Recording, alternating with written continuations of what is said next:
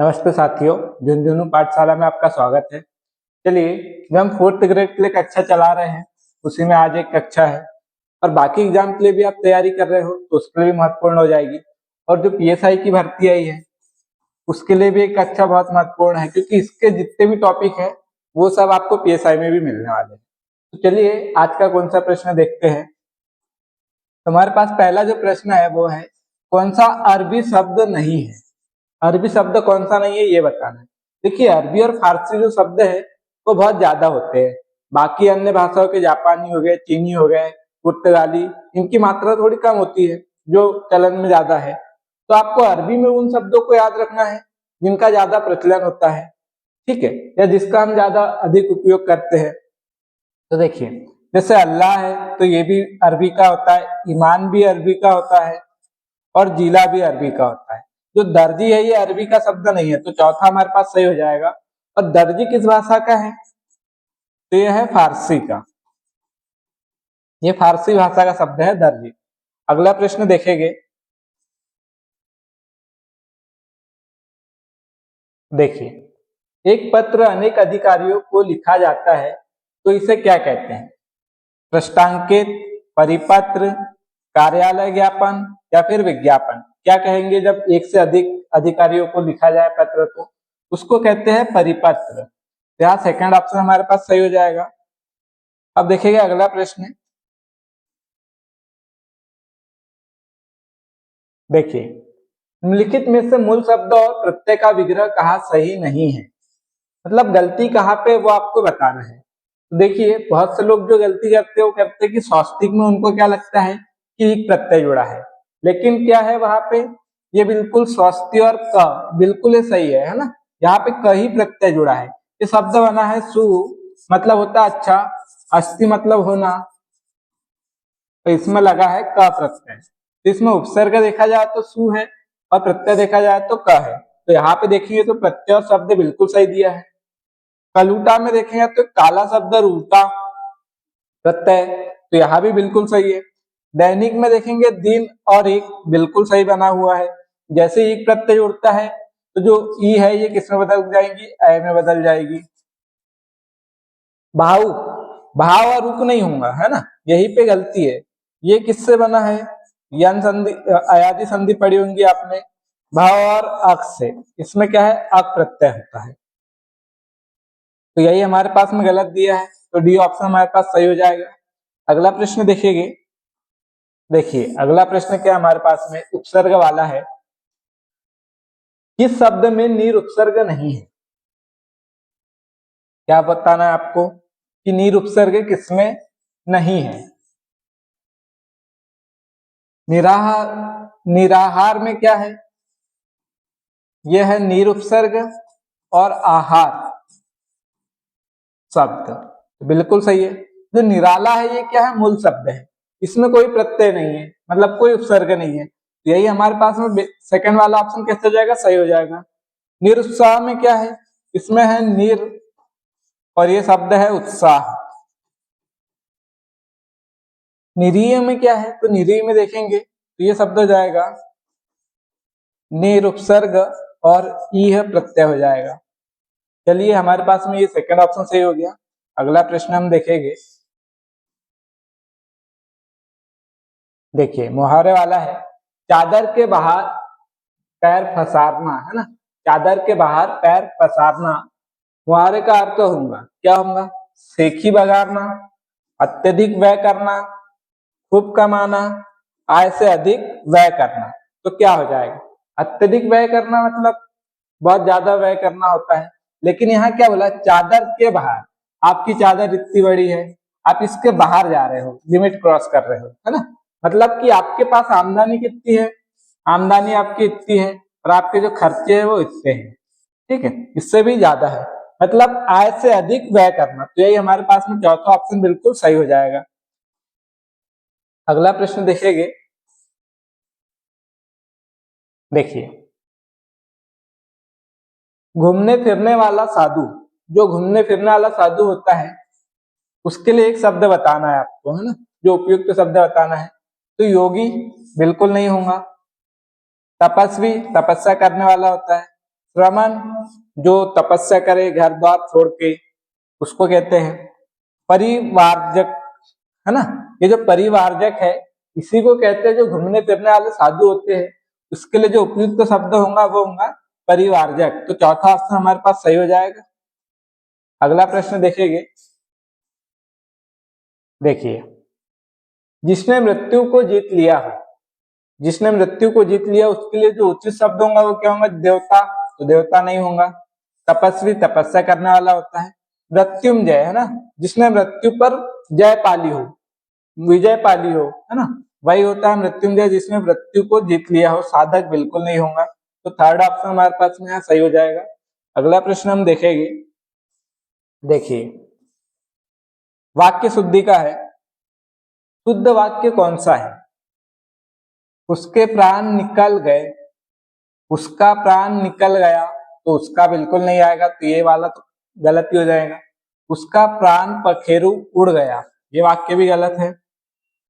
प्राण उसका खत्म हो गया, ये भी गलत है। तो पहला सही है ना, उसके प्राण निकल गए, ये वाक्य बिल्कुल सही है, क्योंकि प्राण जो है हमेशा नित्य बहुवचन में प्रयोग होता है। ठीक है।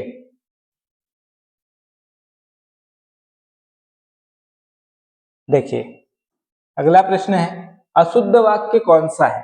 अब आपको बताना है कि इसमें से अशुद्ध वाक्य कौन सा है। वह उत्तीर्ण हो गया, ईमानदारी मनुष्य का श्रेष्ठ गुण है, यह महिला बहुत विदुषी है, वहां कौन कौन से लोग आए थे। अब यहाँ प्रश्न किया तो बराबर प्रश्न चिन्ह लगाया है, ये वाक्य बिल्कुल सही है ना। वह उत्तीर्ण हो गया, इसमें भी कोई गलती नहीं। ईमानदारी मनुष्य का श्रेष्ठ गुण है, बिल्कुल सही है, वाक्य भी सही है। यह महिला बहुत विदुषी है। अब हम विदुषी कहते हैं तो विदुषी से क्या अर्थ निकलता है? किसी महिला के विदुषी होने का निकलता है, विद्वान होने का निकलता है। जब विदुषी लगा दिया तो आपको यहाँ महिला लगाने की आवश्यकता नहीं थी ना, इसलिए यही वाक्य हमारे पास में गलत हो जाएगा। आप यह कह सकते थे यह बहुत विदुषी है, आप महिला भी कह दे रहे हो और साथ में विदुषी भी। विदुषी का अर्थ ही होता है जो स्त्री बुद्धिमान हो। ठीक है, तो इसलिए क्या होगा, यहाँ पे दोनों साथ में नहीं आएंगे। देखिए, बादल का पर्यायवाची है। अब आपको बताना बादल का पर्यायवाची कौन सा है। तो देखिए, जो धी होता है इसका अर्थ होता है धारण करने वाला। ज का अर्थ होता है जन्म लेने वाला। द का अर्थ होता है देने वाला। जल, जल को जिसने धारण किया हो, किसने किया है? समुद्र ने किया है। तो जो जल्दी है वो किसका हो जाएगा? समुद्र का हो जाएगा। जलज, जल में जिसने जन्म लिया हो, तो बहुत सी चीजें जल में जन्म लेती है, लेकिन रूढ़ किसके लिए हो गया? ये कमल के लिए हो गया है। जलजात, जलजात भी किसको कहते हैं? कमल को ही कहते हैं। और जलद, द मतलब देने वाला। जल कौन देता है? बादल देता है। तो यही हमारे पास में सही हो जाएगा, चौथा ऑप्शन बिल्कुल सही। बादल का पर्यायवाची क्या है? तो जलद है। अगला प्रश्न देखेंगे।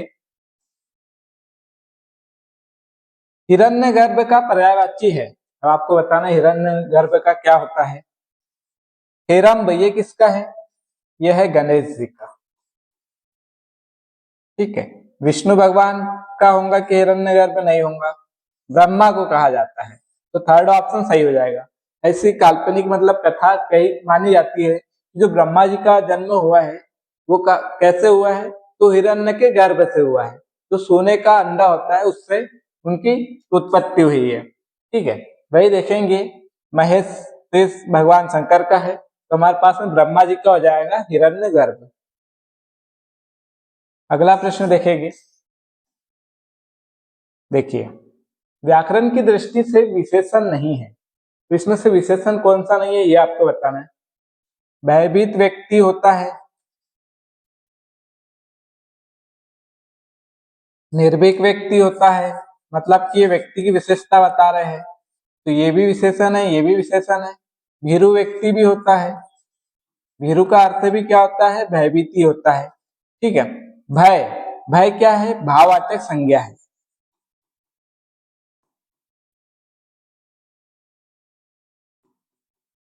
यही हमारे पास में क्या है, विशेषण नहीं है, तो चौथा वाला सही हो जाएगा। अगला प्रश्न हम देखेंगे, तो देखिए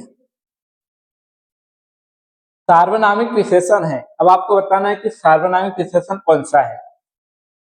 वह आदमी हंसता है, काला कुत्ता भौंक रहा है, तो यहाँ काला तो विशेषण है। सीता अच्छी लड़की है, अच्छी यह विशेषण है। वह आ रहा है, तो वह जो है यहाँ पे क्या है, सर्वनाम है। तो यहाँ आदमी की विशेषता कौन बता रहा है, वह, और वह क्या है, सर्वनाम है।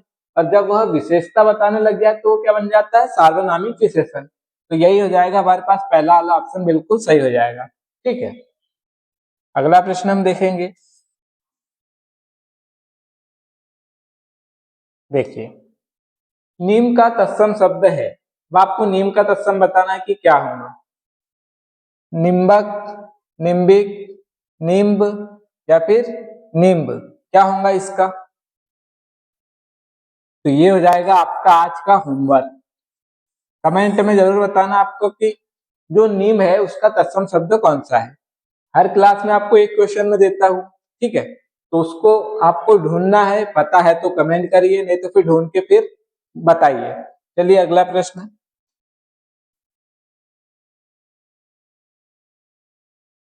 लवण का तद्भव है। अब लवण का तद्भव क्या होता है, लून, लेपन, लौंग, क्षार। क्षार का क्या हो जाएगा, खार हो जाता है।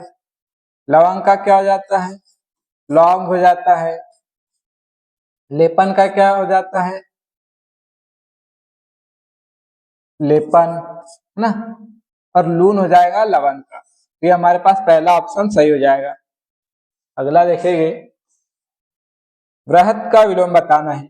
वृहत मतलब होता है बहुत बड़ा, ठीक है, तो बड़ा तो इसका पर्यायवाची हो जाएगा, तो ये नहीं होगा। लघु हो जाएगा, वृहत का विलोम क्या हो जाएगा, लघु हो जाएगा। तो यही हमारे पास सेकंड सही हो जाएगा। वक्र का विलोम क्या होगा, ऋजु होगा। वक्र मतलब टेढ़ा, ऋजु मतलब सीधा, और वीर तो होगा ही नहीं। ठीक है, चलिए अगला देखते हैं।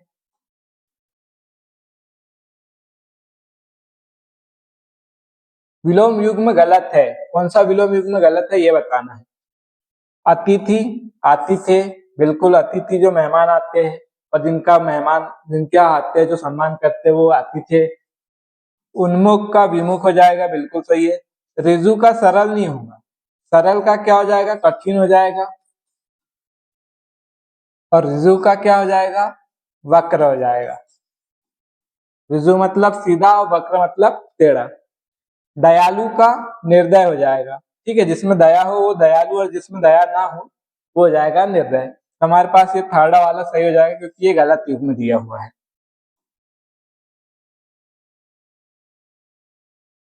देखिए वर्तनी शुद्धि बताइए आप, इसमें से कौन सी वर्तनी अशुद्ध है। अशुद्ध वर्तनी आपको बताना है। तो विशिष्ट बिल्कुल सही है, ये वि उपसर्ग है, और जो शब्द होता है शिष्ट, शिष्ट शब्द होता है ना, ठ नहीं होता है, तो बिल्कुल सही है। गरिष्ठ बिल्कुल सही है, यह है गुरु, और इष्ट प्रत्यय जुड़ा हुआ है इसमें। अभिष्ट, यह है अभि, और इष्ट शब्द है, जो अधिक प्रिय हो उसको अभिष्ट कहते हैं। और इष्ट का अर्थ और शिष्ट दोनों का अर्थ क्या होता है, प्रिय होता है, प्रिय होना या उचित रूप से होना, ठीक है। और स्वादिष्ट नहीं होता है, तो यही गलत हो जाएगा, चौथा सही। ये क्या है, स्वाद, और इसमें प्रत्यय जुड़ेगा ना। अब प्रत्यय क्या है, इष्ट प्रत्यय है। प्रत्यय क्या है, इष्ट, और इष्ट जो है वो शब्द है जिसका अर्थ प्रिय होता है, प्रत्यय इष्ट है, तो स्वाद में क्या जुड़ेगा, इष्ट जुड़ेगा, तो यहाँ पे हो जाएगा स्वादिष्ट। यहाँ क्या होना चाहिए था, ये होना चाहिए था स्वादिष्ट, था होना चाहिए था, ठीक है, यही गलत है, तो ये हमारे पास सही हो जाएगा, चौथा ऑप्शन। अगला प्रश्न हम देखेंगे।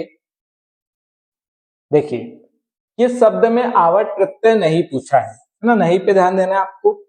तो सजावट में क्या है, आवट प्रत्यय है, बिल्कुल है ना, क्योंकि ये क्या है, सजाना है ना, तो आप इसको सजा भी के साथ कर सकते हो, सजा हुआ, है ना। और यह है आवट प्रत्यय। मिलावट में क्या हो जाएगा?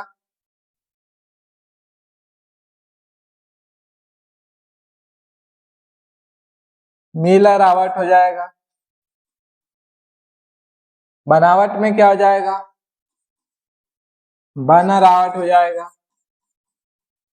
देखो, सजा सजना से बना, मिलना से बना, बनना से बन, ठीक है, ये बना हो जाएगा, है ना, बना रावट हो जाएगा। महावट, ये है महा और वट शब्द है, इसमें क्या है, वट है, आवट प्रत्यय नहीं है, तो ये हमारे पास चौथा वाला सही हो जाएगा। अगला प्रश्न हम देखेंगे, देखिए क्या है, इनमें से जातिवाचक संज्ञा कौन सी नहीं है? कौन सी नहीं है ये आपको बताना है। ग्रेनाइट, तो ग्रेनाइट क्या है, एक पत्थर की एक विशेष जाति है ना, तो ऐसे ग्रेनाइट है, संगमरमर है, और इनकी क्या होती है, अधिक संख्या होती है, अपने समूह को दर्शाते हैं, इसलिए क्या जातिवाचक है ये हो जाएगा। पॉमेरियल कुत्ता, तो ये भी क्या कर रहा है, कुत्ते की जाति को दर्शा रहा है, ये इसका नाम तो है नहीं, अगर नाम होता तो ये व्यक्तिवाचक होता, तो ये भी कुत्ते की जाति को दर्शा रहा है, मतलब ये भी क्या है, जातिवाचक संज्ञा है। नील गाय, गाय की क्या कर रही है, जाति को दर्शा रही है, ये भी क्या हो जाएगा, जातिवाचक हो जाएगा। अरावली, ये सिर्फ क्या है, अकेली एक, है ना, जो पहाड़ी है अरावली, ये एक अकेली है, ये किसी जाति को नहीं दर्शाती है, इसलिए क्या हो जाएगी, डी वाला बिल्कुल सही, जो कि ये क्या है, व्यक्तिवाचक संज्ञा। चलिए अगला प्रश्न हम देखेंगे, ये अंतिम प्रश्न था हमारे पास। तो आज की क्लास यहीं पे समाप्त होती है। अगर क्लास अच्छी लगी तो कमेंट करके जरूर बताएं। धन्यवाद।